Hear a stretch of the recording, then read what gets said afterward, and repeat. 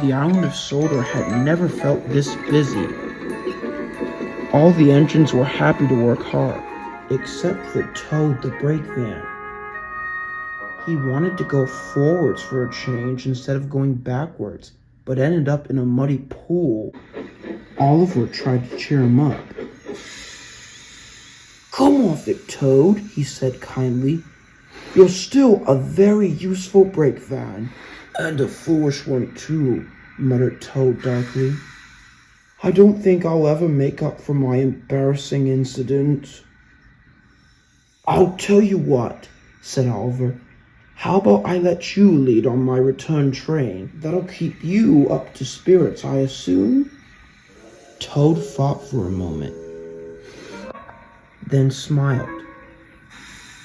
"I don't see the big issue," he said.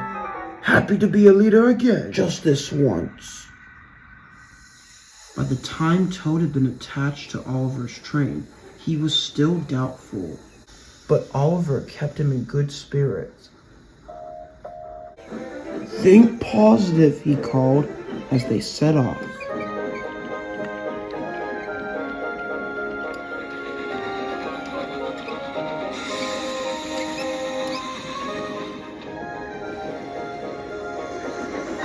They were making good speed when they heard a strange sound.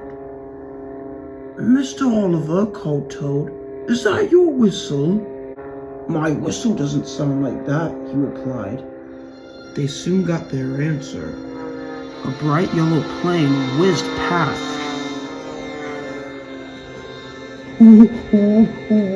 Was that?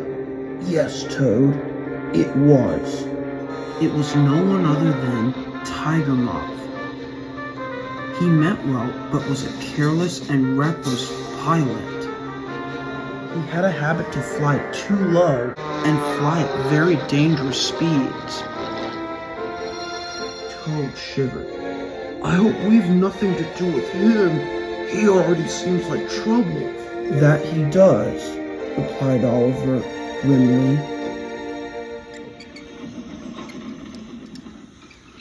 Soon they approached the top of Gordon's Hill.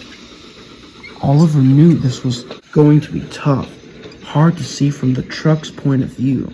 Luckily, Toad was there to be his eyes. "We're nearly there, Mr. Oliver." "Excellent," smiled Oliver. "We'll be bang on time." But they wouldn't. Tiger Moth was approaching not too far behind. He saw Toad and Oliver and decided to take another peek. "Incoming!" called Toad. Then there was trouble. Tiger Moth flew by Oliver so fast, he suddenly let off steam. The steam billowed through the cockpit, and the pilot lost control. But so did Oliver and Toad. "Slow down, Toad!" Toad knew how grim the situation was, and decided to take action. Thinking quickly, his conductor put the brakes on hard.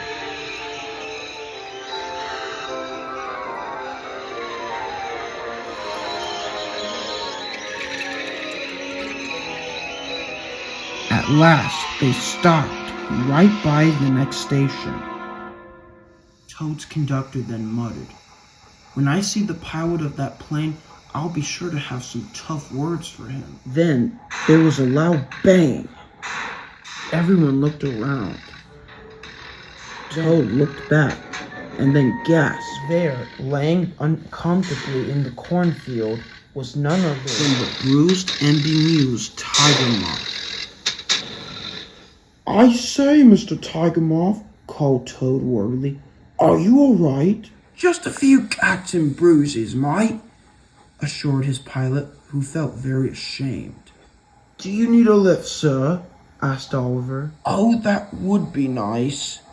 With anything, I'd be happy to travel in this smart-looking brake van. He looks useful." "Well, what do you know, Toad?" smiled Oliver. "It seems I've told you so." Toad could only laugh in agreement.